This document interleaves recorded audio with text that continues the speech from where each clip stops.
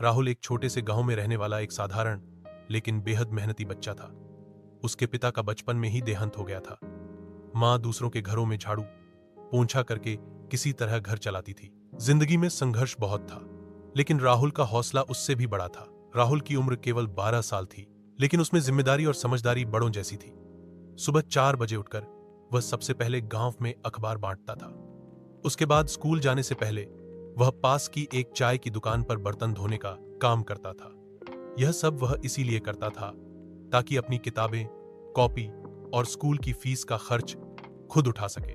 राहुल का सपना था एक दिन बड़ा अफसर बनकर अपनी मां को आराम की जिंदगी देना। वह जानता था कि यह सब पढ़ाई से ही मुमकिन है, इसलिए दिन भर की मेहनत के बाद भी वह पढ़ाई में कोई कोताही नहीं करता था। स्कूल से लौटकर वह थोड़ी देर मां का हाथ बौटाता और फिर शाम को पुराने फटे टेबल पर बैठकर घंटों पढ़ाई करता। बिजली कभी कभी ही आती थी तो वह दिए की रोशनी में पढ़ता था। गांव के स्कूल के मास्टर जी भी राहुल की लगन से बहुत प्रभावित थे।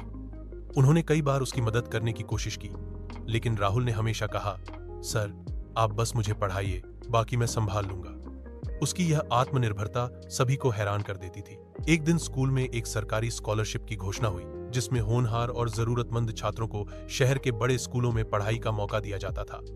राहुल ने फॉर्म भरा और कड़ी मेहनत से परीक्षा की तैयारी की। उसका चयन हो गया।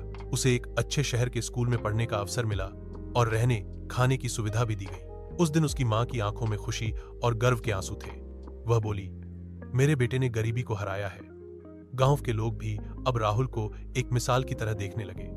वे अपने बच्चों से कहते, राहुल की तरह मेहनत करो तो कोई भी सपना पूरा हो सकता है।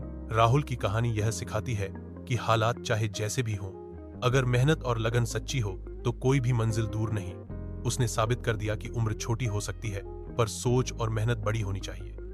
आज वह बच्चे जो बहाने बनाते हैं, उन्हें राहुल से प्रेरणा लेनी चाहिए।